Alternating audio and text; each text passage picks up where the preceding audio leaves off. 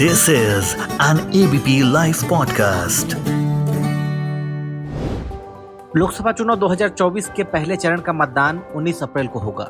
7 चरणों में होने वाले मतदान की प्रक्रिया 19 अप्रैल से शुरू होकर 1 जून तक चलेगी। पहले चरण में 21 राज्यों की कुल 102 सीटों के लिए वोटिंग होगी और आज संवाद में हम इसी लोकसभा चुनाव की बात करेंगे। और इस चुनाव में इस बार क्या कुछ मुद्दे बने हैं, राजनीतिक पार्टियों की तरफ से किन मुद्दों पर सामने वाली पार्टी को घेरा जा रहा है, आज संवाद में इसी पर बात होगी। मैं आपके साथ हूं राजेश कुमार और इस पूरे मामले पर हमारे साथ इस वक्त बात करने के लिए वरिष्ठ पत्रकार अवधेश कुमार जी हैं। अवधेश जी, 2024 चुनाव को लेकर राजनीतिक दलों की तरफ से इस बार क्या कुछ मुद्दे देख रहे हैं आप? चुनाव जब भी होगा राजनीतिक दल एक दूसरे पर हमले करेंगे। जो सत्तारूढ़ दल होगा वो विपक्ष को अयोग्य नकारा, उस पर अनेक प्रकार के जहां जहां उसकी सरकारें होंगी उनका आरोप लगेगा। जो मुद्दे उठाएंगे सरकार के विरुद्ध उस पर समानांतर प्रति हमला जिसको बोलते हैं वो ऐसा किया जाएगा। तो ये बिल्कुल स्वाभाविक है। 2024 का चुनाव हमारे देश में कुछ दलों के लिए, खासकर जैसे राष्ट्रीय स्तर पर कांग्रेस पार्टी, उत्तर प्रदेश में समाजवादी पार्टी, पश्चिम बंगाल की दृष्टि से देखें तो वामपंथी पार्टियां, ऐसी कुछ पार्टियों के लिए करो या मरो का प्रश्न है। कांग्रेस पार्टी 2014 और 2019 में दोनों बार लगातार सबसे बुरी पराजय का शिकार हुई और उसको विपक्षी दल तक के नेता तक का पद नहीं मिल सका। समाजवादी पार्टी उत्तर प्रदेश में लगातार 2014 लोकसभा, 2017 विधानसभा, 2019 लोकसभा और 2022 विधानसभा चुनाव हार चुकी है। अब उसके सामने अपने अस्तित्व का संकट पैदा हो गया है, क्योंकि भारतीय जनता पार्टी के विरुद्ध मतदाता जो समाजवादी पार्टी की ओर जा रहे थे, विशेषकर मुसलमान और वामपंथी, उनको लगता है कि उत्तर प्रदेश में अगर समाजवादी पार्टी अखिलेश यादव के नेतृत्व में सफलता प्राप्त नहीं करती है तो उन्हें किसी नई पार्टी का निर्माण करना होगा या नई पार्टी को समर्थन करना होगा। वामपंथी पार्टी या सीपीएम का मुख्य जनाधार पश्चिम बंगाल था और लगातार 3 विधानसभा चुनाव हार चुके हैं, लोकसभा चुनाव हार चुके हैं। पिछली बार तो उन्हें एक भी सीट नहीं मिला। वो ले देकर बंगाल में सिमटे हैं। बिहार और तमिलनाडु में अगर गठबंधन में वो शामिल नहीं हो तो उनकी जमानत भी नहीं बच सकती है। तो ऐसी पार्टियों के लिए इस बार करो या मरो का प्रश्न है। इसलिए वो ज्यादा आक्रामक है। आक्रामक 2019 में भी थे, लेकिन 2019 में उन्हें उम्मीद थी कि शायद नरेंद्र मोदी सरकार की वापसी नहीं होगी। उसके बाद से न केवल सरकार की वापसी हुई बल्कि अनेक विधानसभा चुनाव भी पार्टी जीती और लोकसभा चुनाव में आम विश्लेषक मान रहे हैं कि नरेंद्र मोदी सरकार को लेकर के विरोध में कोई वातावरण देश में नहीं है। जनता में कहीं ऐसा आक्रोश नहीं है कि हमको सरकार को उतार फेंकना है। कुल मिलाकर उसके समर्थन का वातावरण है और विपक्ष को लेकर कोई आकर्षण नहीं है। राष्ट्रीय स्तर पर देखें तो न भाजपा के विरुद्ध कोई बहुत बड़ा विद्रोह का भाव है, न विपक्ष को सत्ता में लाने का या विपक्ष को जिताने का भाव है। तो यह स्थिति सत्तारूढ़ दल के पक्ष में जाती है। कुछ कुछ राज्यों का मामला अलग है। तो इसलिए इस बार कई ऐसे मुद्दे उठ रहे हैं और बहुत आक्रामक तरीके से उठ रहे हैं जो सामान्यतः चुनाव में नहीं हो सकते थे। जैसे राहुल गांधी जी ने अभी भाषण में कहा रामलीला मैदान में कि अगर भारतीय जनता पार्टी सत्ता में आई तो देश में आग लग जाएगी। पहले भी वो भाजपा पर आरोप लगाते रहे हैं, दूसरी पार्टियां भी आरोप लगाती रही है। आग लग जाने का मतलब क्या होता है, उन्होंने इसको स्पष्ट नहीं किया है। उसी तरह से मल्लिकार्जुन खड़गे हो, समाजवादी पार्टी हो, ऐसे कई पार्टियां कह रही है कि इस बार अगर भाजपा को आपने सत्ता में लाया तो देश से लोकतंत्र खत्म हो जाएगा, आगे अब चुनाव ही नहीं होगा, इस देश का संविधान खत्म हो जाएगा। तो ये इस तरह के जो आरोप होते हैं, इस तरह के मुद्दे होते हैं, वो चुनाव में सामान्यतः नहीं उठते हैं। भारत में एक बार 1975 में आपातकाल लागू हुआ था, श्रीमती इंदिरा गांधी के कार्यकाल में लागू हुआ था और उस समय संविधान वगैरह सब एक प्रकार मौलिक अधिकार वगैरह सारे छीन लिए गए थे, न्यायपालिका के अधिकार भी छीन लिए गए थे। वो एक दूसरी स्थिति थी, अभिव्यक्ति की स्वतंत्रता रह नहीं गई थी। वो स्थिति भारत में उसके बाद पैदा नहीं हुई है। राज्य सरकारें, केंद्र सरकारें कई बार ऐसे कदम उठाती हैं जिसमें निरंकुशता का आभास होता है, जिसमें सत्ता के दुरुपयोग का होता है। तो ये एक स्थिति और इसी को दुनिया में प्रसारित हो रहा है। जो दूसरी बात है कि 2019 और 14 में ये स्थिति नहीं थी कि विपक्ष के अनेक नेताओं पर भ्रष्टाचार के मामले चल रहे हो। 2014 में तो यूपीए की सरकार थी और उन्हीं की सरकार के कुछ पूर्व मंत्रियों पर भ्रष्टाचार के मामले थे, मंत्री पर भी थे। उच्चतम न्यायालय टिप्पणी भी सरकार के विरुद्ध कर रही थी, सीबीआई को पिंजरे का तोता तक कहा था। 2024 के चुनाव में देश के दो मुख्यमंत्री, अभी तो एक मुख्यमंत्री अरविंद केजरीवाल पद पर हैं और गिरफ्तारी के पहले ईडी से हेमंत सोरेन ने झारखंड के मुख्यमंत्री पद से इस्तीफा दे दिया, जेल में है। और अनेक नेताओं पर भ्रष्टाचार के मामले चल रहे हैं, सीबीआई के द्वारा भी, ईडी के द्वारा भी। तो माहौल विपक्ष के द्वारा और देश में यह बनाया गया है और दुनिया भर में प्रचालित किया जा रहा है कि केंद्र की नरेंद्र मोदी सरकार एजेंसियों का दुरुपयोग करते हुए विपक्ष को कुचल रही है, विपक्ष को पूरी तरह खत्म करना चाहती है और उनको जेल में डालना चाहती है। और कुछ को जेल में डाल दिया है, बाकी को भी जेल में डालने का इरादा है। और एजेंसियां इस तरह से मुकदमे बनाती हैं कि उनके लिए बाहर निकलना मुश्किल होता है।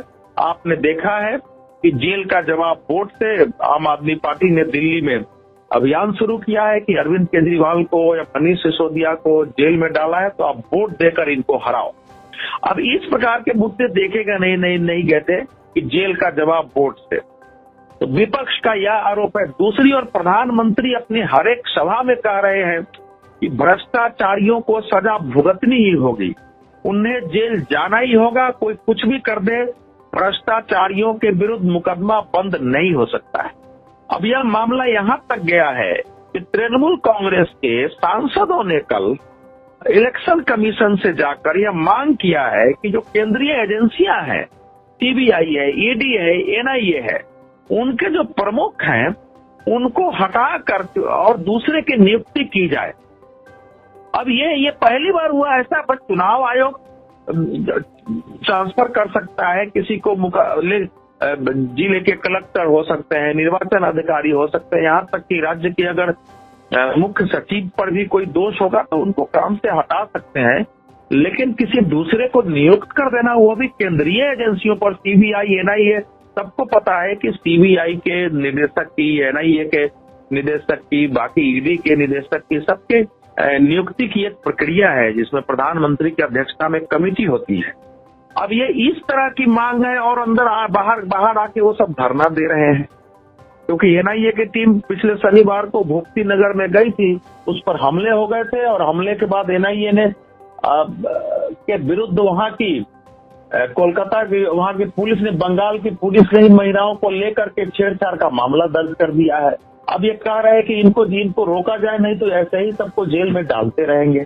तो ये सब चीजें ऐसी है तो पहले नहीं उठी थी, लेकिन चुनाव के पहले से आप देखेंगे तो दो बड़े मुद्दे इस बार प्रमुख रहे हैं। एक मुद्दा रहा है हिंदुत्व का और दूसरा मुद्दा रहा है सनातन और हिंदुत्व पर हमले का। द्रमुक सरकार में मंत्री और मुख्यमंत्री एमके स्टालिन के बेटे उदयनिधि स्टालिन ने सबसे पहले ये एक सभा में सार्वजनिक रूप से आक्रामक होकर कहा कि सनातन डेंगू और मलेरिया है, इसका पूरी तरह अंत करना होगा। और उसके बाद चाहे ये राजा हो, अनेक नेता लगातार ऐसे बयान देते रहे और आज भी दे रहे हैं। उसी तरह से उस समय तत्कालीन बिहार सरकार के एक मंत्री ने रामचरितमानस से लेके हिंदू धर्म पर सवाल उठाए। उत्तर प्रदेश में समाजवादी पार्टी अब तो पद पर नहीं है, वहां के महासचिव ने सवाल उठाए और एक माहौल देश में बनाया गया।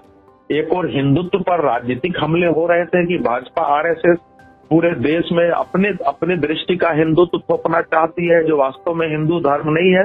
और दूसरी ओर ये हो रहा था कि सनातन यानी हिंदुत्व ही मान लीजिए, इसको खत्म करना है।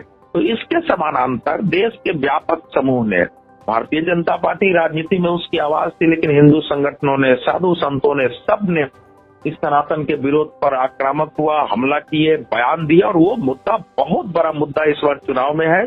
अयोध्या के राम मंदिर में रामलला की प्राण प्रतिष्ठा जो 22 जनवरी को हुई, वो एक भारत के विचारधारा की दृष्टि से शायद लंबे समय तक के लिए एक अस्थायी स्थिर विभाजक रेखा के बीच में कायम हो गई है कि जिन लोगों ने उसका निमंत्रण ठुकराया, राम जन्मभूमि मंदिर का निर्माण का विरोध किया, आंदोलन का विरोध किया, बाबरी मस्जिद का समर्थन किया, वो एक विरोध, वो एक तरफ है, और दूसरी ओर जिन लोगों ने राम मंदिर आंदोलन चलाया, उसके लिए अपनी आहुतियां दी, अपनी बलि चढ़ाई, उसके निर्माण में भूमिका निभाई और अंततः प्राण प्रतिष्ठा तक में साथ रहे और आए, वो एक अलग है। तो दो धारा में देश को बांटने की कोशिश हुई है और हमने देखा है कि कांग्रेस पार्टी के द्वारा प्राण प्रतिष्ठा का निमंत्रण ठुकराने के बाद विभाजन का दौर शुरू हो गया। सबसे पहले गुजरात में अर्जुन मोढवाडिया ने विद्रोह किया, अलग अलग राज्यों में नेताओं ने विद्रोह किया, पार्टी टूट की ओर बढ़ती रही और हाल में दो नेता संजय निरुपम और गौरव वल्लभ निकले, उन्होंने मुद्दा बनाया इसको कि सनातन को हम गाली नहीं दे सकते हैं। राम मंदिर की प्राण प्रतिष्ठा को ठुकराना ये कम्युनिस्टों और वामपंथियों की सोच थी। जैसा संजय निरुपम ने कहा कि नेहरू जी का सेकुलरिज्म वामपंथियों वाला, कम्युनिस्टों का एंटी रिलीजन वाला सेकुलरिज्म था, जिसको कांग्रेस ढोने की कोशिश कर रही है। उसी में उसने निमंत्रण ठुकराया, जिसको जनता अब स्वीकार करने को तैयार नहीं है। तो अयोध्या के राम मंदिर का मुद्दा, प्राण प्रतिष्ठा का मुद्दा, सनातन और हिंदुत्व को बचाने का मुद्दा और हिंदुत्व के आधार पर राष्ट्रवाद का मुद्दा इस चुनाव में 2014-2019 से भी ज्यादा प्रबल कारक के रूप में मौजूद है। भारतीय जनता पार्टी या नरेंद्र मोदी सरकार या प्रदेश सरकारों को लेकर के उनके अपने कार्यकर्ताओं और समर्थकों में थोड़े बहुत जो असंतोष है, जिसके कारण भय है कि कहीं उत्साह में वो वोट डालने न निकले, उसको अगर कमजोर करने का कोई कारक होगा तो यही होगा कि सबको लगता है कि हमारे हिंदुत्व पर, राष्ट्रवाद पर, अयोध्या पर, मथुरा पर, काशी पर, बाकी विषयों पर भाजपा ही हमारे सामने एकमात्र विकल्प है, क्योंकि दूसरी पार्टियां इसका विरोध करती है। तो अब इसमें तो जाहिर है कि इस मुद्दे, अब सीएए चुनाव के पहले भारतीय जनता पार्टी की सरकार ने, नरेंद्र मोदी सरकार ने उसको लागू कर दिया, उसका विपक्ष ने विरोध किया है। तो पश्चिम बंगाल में, पूर्वोत्तर में, ऐसे कई राज्यों में एक बहुत बड़ा मुद्दा ये बना हुआ है। उसमें भी भाजपा के असंतुष्ट लोगों को भी लगता है कि इसमें भाजपा ही ले देकर हमारे सामने है और दे रहे हैं। इसी बीच जो भारत में वांछित आतंकवादी पाकिस्तान में दुनिया भर में मारे जा रहे हैं, जिसको लेकर के अभी टेलीग्राफ ने लंदन से एक खबर की है और उसको विपक्षी पार्टियों ने मुद्दा बनाया है। खासकर अखिलेश यादव जब मुख्तार अंसारी के घर मुख्तार को श्रद्धांजलि देने गए तो उन्होंने कहा कि अब तो भारत पर विदेशी भी आरोप लगा रहे हैं कि भारत दूसरे देशों में भी हत्याएं करवा रहा है। और उसके बाद भाजपा ने इसको लपका है, पहले भी पार्टियां उठाती रही है कि ये कि आतंकवादी के समर्थक है। तो दुनिया के स्तर पर भी मुद्दे भारत के विरुद्ध बनाने की कोशिश हो रही है। इस चुनाव में अरविंद केजरीवाल की गिरफ्तारी पर दूसरे देशों से, अमेरिका से लेकर दूसरे देशों से प्रतिक्रियाएं आ रही हैं। तो ये सारे मुद्दे इस समय बने हुए हैं। लेकिन ये जो दुनिया में जो आतंकवादी मारे जा रहे हैं, चुन चुनकर पाकिस्तान में मारे जा रहे हैं, जो भारत में वांछित है, उनको छिप के जीना पड़ रहा है, तो वो भले विपक्ष के लिए मुद्दा हो, लेकिन जनता उसको समर्थन दे रही है। यही एकमात्र उपाय है।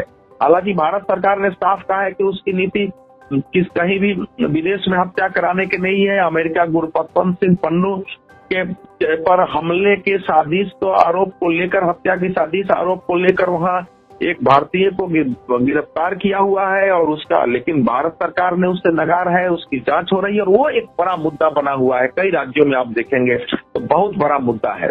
उसी तरह से जो आम मुद्दे होते हैं हर चुनाव में, विपक्ष, बेरोजगारी है, देश में रोजगार नहीं मिल रहा है, गरीब हो रहे हैं, हमारे देश में भूखमरी हो गई है, राज्यों पर अपराध बढ़ गया है, भ्रष्टाचारी है। जैसे कांग्रेस ने अपने घोषणा पत्र में कहा है कि भ्रष्टाचार, इस सरकार के भ्रष्टाचार की जांच कराई जाएगी, तो वो आरोप लगाते हैं। जैसे अब शराब घोटाला भाजपा के लिए बहुत बड़ा मुद्दा है। आम आदमी पार्टी करे इस घोटाला तो केंद्र सरकार ने किया है। जो चुनावी बॉन्ड का इशू था, जिसको सुप्रीम कोर्ट ने गैर संवैधानिक घोषित कर दिया, उसको विपक्ष बड़ा मुद्दा बना रही है। लेकिन जनता की नजर में वो बड़े मुद्दे हैं या नहीं, है देखना होगा, क्योंकि भारतीय जनता पार्टी सबसे बड़ी पार्टी है, उसको चंदा मिला है। लेकिन उसके अनुपात में तृणमूल कांग्रेस, जो विपक्ष की शायद सबसे आक्रामक पार्टी है, उसको, या बीआरएस को, द्रविड़ मुनेत्र कड़गम को, सबको चंदे मिले हैं, उसी से लिया है लोगों ने। और आम धारणा यही बन रही, कम से कम इसमें जिन लोगों ने चंदा दिया उनके नाम और जिन पार्टियों को गया उतना तो स्पष्ट है, स्रोत कहाँ से पैसा लाए वो स्पष्ट नहीं। पहले तो इतना भी स्पष्ट नहीं होता था, लेकिन विपक्ष इसको लगातार बड़ा मुद्दा बनाने की कोशिश कर रही है। भारतीय जनता पार्टी की ओर से प्रधानमंत्री नरेंद्र मोदी ने ये वायदा किया है कि हम 2047 का एजेंडा लेके चल रहे हैं और भारत को तब तक विकसित राष्ट्रों की श्रेणी में खड़ा कर देंगे, क्योंकि हमारा लक्ष्य केवल साल 2 साल नहीं है और अगले 5 वर्ष में भारत को तीसरी अर्थव्यवस्था हम बनाएंगे और आने वाले समय में हमारा देश दुनिया का रक्षा एक बहुत बड़ा रक्षा निर्यातक देश होगा और विश्व में भारत विश्व का नेतृत्व स्वीकारेगा। तो एक विकसित भारत, एक दुनिया को नेतृत्व देने वाले भारत के रूप में खड़ा करने का विषय लेके प्रधानमंत्री नरेंद्र मोदी के नेतृत्व में भाजपा जनता के बीच जा रही है और इसको एक बड़ा मुद्दा बनाने की कोशिश कर रही है कि हमने तो 100 दिन का भी एजेंडा बना लिया है मंत्रिमंडल की बैठक में। तो ये बाकी विपक्षी पार्टियां इसको नकार रही है, हालांकि इसको सपोर्ट है। पहले IMF, world bank, Asian development bank, अब तो संयुक्त राष्ट्र के जो अध्यक्ष आए थे, महासभा के अध्यक्ष, वो जाके कह रहे हैं कि मैं भारत को देखकर तो आश्चर्यचकित हूँ कि कैसे उसने डिजिटल क्रांति करके लोगों को गरीबी से निकाला है, कैसे वो विकास की ओर प्रगति कर रहा है। तो जाहिर है कि वो भी जनता की ओर जाएगा। तो राष्ट्रीय स्तर पर ऐसे अनेक मुद्दे हैं जिनमें एक बड़ा मुद्दा नेतृत्व का है कि प्रधानमंत्री नरेंद्र मोदी का नेतृत्व इस देश को आगे स्वीकार है या नहीं है। भारतीय जनता पार्टी की ओर से कहा जा रहा है कि 2024 में से भी और 2029 में भी यही प्रधानमंत्री के उम्मीदवार होंगे और विपक्ष का सबसे बड़ा हमला प्रधानमंत्री नरेंद्र मोदी पर होता है। लेकिन नरेंद्र मोदी के समानांतर देश में कोई एक नेता खड़ा नहीं है जिसको कहा जाए कि हाँ ये देश का नेतृत्व करेंगे। और ये चुनाव में एक बड़ा मुद्दा है क्योंकि विपक्ष नेतृत्व विहीन है। कांग्रेस, भारतीय जनता पार्टी INDO के लेकर के यही उपहास उड़ाती है और लोगों को स्वीकार भी हो रहा है कि INDIA का कोई एक नेता है। कांग्रेस सबसे बड़ी पार्टी उसमें है, लेकिन कांग्रेस भी उसका निर्णय नहीं कर सकती है। अनेक राज्यों में उसको समझौते सीटों से करनी पड़ रही है। दिल्ली जैसे राज्य में आम आदमी पार्टी ने 4 सीट लिया, उसको 3 सीट दिया है। और उसी प्रकार से महाराष्ट्र में आप देखिए कि मुंबई की 5 सीट शिवसेना ने ले लिया और कांग्रेस को केवल 1 सीट दिया है और इसको लेकर वहां पार्टी में विद्रोह है। तो यह एक ऐसी स्थिति है जिसको देखने के बाद आम लोगों के मन में यह भाव है कि INDIA की सबसे बड़ी पार्टी अगर छोटी हो जाएगी तो देश में सरकार कौन चलाएगा?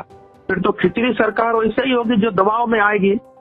और INDIA एक बड़ा मुद्दा इस समय इस रूप में बन गया है कि राष्ट्रीय स्तर पर INDIA बन नहीं पाया। राज्यों के स्तर पर है लेकिन राष्ट्रीय स्तर पर नहीं बन पाया। जिस INDIA को भाजपा के विरुद्ध या राष्ट्रीय जनतांत्रिक गठबंधन के विरुद्ध एक बड़े गठबंधन के तौर पर लेके देश में विश्वास जगाने की कोशिश हो रही थी कि विपक्ष भी यूनाइटेड है और नरेंद्र मोदी के नेतृत्व में भाजपा को चुनौती दे सकती है, वो नहीं बन पाया। और उसके कारण भी आप देखेंगे कि 22 जनवरी को रामलला की प्राण प्रतिष्ठा के बाद जो संपूर्ण देश में भव्य शोभा यात्राएं निकली, जुलूस निकले, शहर शहर में कार्यक्रम हुए।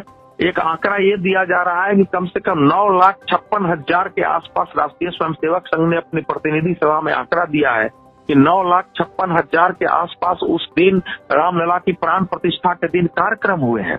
एक असाधारण स्थिति थी, ऐसा पहले कभी नहीं हुआ। इनसे अनेक पार्टियां जो INDA में जा सकती थी और दबाव में आ गई। नीतीश कुमार वापस चले आए, राष्ट्रीय लोक दल भाजपा के साथ आ गया, अलग अलग पार्टियां भाजपा के साथ समझौते करने को आगे आने लगे कि हम आपके साथ रहेंगे। और आप देखें कि पूरे देश का वायुमंडल बदल गया है उसके कारण।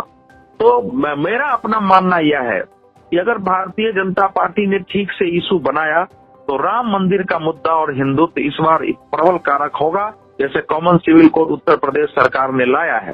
कांग्रेस ने अपने घोषणा पत्र में कहा है कि हम पर्सनल कानूनों को उसको ठीक ठाक करने के लिए समुदायों से बात करेंगे और उसके अनुसार निर्णय करेंगे। कॉमन सिविल कोड पर्सनल कानूनों को खत्म करता है, तो कांग्रेस की घोषणा उस पर्सनल कानून को किसी न किसी रूप में बनाए रखने की है। कांग्रेस पार्टी ने अपने घोषणा पत्र में लोकप्रिय वायदों को, यानी जिसको फ्री बीज कहते हैं, लोक लुभावन वायदों की भरमार कर दी है और उसके आधार पर वो चुनाव जीतने की कोशिश कर रही है। इस समय अनेक पार्टियां देखेंगे देश में कि लगातार ऐसे वायदे करती हैं जिनसे खजाने पर बोझ पड़ता है, लोगों के अंदर लालच, लोभ पैदा होता है। और अरविंद केजरीवाल ने दिल्ली से एक परंपरा शुरू की थी, हालांकि इसकी शुरुआत 1980 के दशक के दक्षिण से हुआ था लेकिन रुक गया था। लेकिन सबसे महत्वपूर्ण बात है कि उनमें अल्पसंख्यकों के लिए विशेष घोषणाएं की है जिसको भाजपा अल्पसंख्यक तुष्टीकरण का आरोप लगा रही है। प्रधानमंत्री ने कहा है कि ये तो मुस्लिम लीग का घोषणा पत्र है, उसमें अल्पसंख्यकों के मौलिक अधिकारों की सुरक्षा, उनको विशेष तौर पर उनके रहन सहन, खान पान, पहनावे वो सुरक्षित संरक्षित हो, इसके वायदे हैं। उनके लिए मौलाना आजाद का वजीफा शुरू करने के लिए वायदे हैं। ऐसे अनेक वायदे हैं मुसलमानों को केंद्रित करके, जो कि यह बता रहा है कि कांग्रेस किसी न किसी तरह मुसलमानों का एक मुश्त वोट पाने की कोशिश कर रही है और उसके दृष्टि से उसका घोषणा पत्र है। और भारतीय जनता पार्टी ने इसको बड़ा मुद्दा बनाया और मुझे लगता है कि मुसलमानों का तुष्टीकरण शब्द जो बीजेपी और आरएसएस इस्तेमाल करती है इस चुनाव में, अब जब कांग्रेस के घोषणा पत्र के बाद एक घनघोर स्वर के रूप में गूंजेगा कि ये घोषणा पत्र है, ये देश को स्वीकार है या नहीं है। इसके आधार पर देश में ध्रुवीकरण की कोशिश होगी तो कॉमन सिविल कोड, राम जन्मभूमि, हिंदुत्व, मुसलमानों को लेकर कांग्रेस की इतनी घोषणाएं, मुख्तार अंसारी की मृत्यु के बाद विपक्ष के किसी भी दल के द्वारा उसको अपराधी न कहना, या तो चुप हो जाना या उसको मसीहा साबित करना, यूपी से लेकर पूरे देश में मुद्दा बन रहा है। और यह कुल मिलाकर के अंत में जाते जाते चुनाव का मुख्य कारक यही बनेगा। विकास की नीतियां भी होंगी, क्योंकि भारत के लोगों के मुद्दे क्या है ये भी समझने की आवश्यकता है। लोग ये मानने लगे हैं कि हमको जीविकोपार्जन के साधन चाहिए, हमारा विकास हो, हमारे को स्वास्थ्य की सुविधाएं, हमारे बच्चों को शिक्षा की सुविधाएं सब मिले, लेकिन केवल ये नहीं मिले, हमारे धर्म की भी संरक्षण सुरक्षा हो, हमारे हिंदुत्व और धर्म के आधार पर इन्फिनिटी न पैदा हो इस देश के अंदर। भारत अपनी पहचान के साथ एक राष्ट्र के रूप में खड़ा हो, भारत की संस्कृति सभ्यता के दुनिया में मान बढ़े और उसके आधार पर भारत की एक पहचान बने।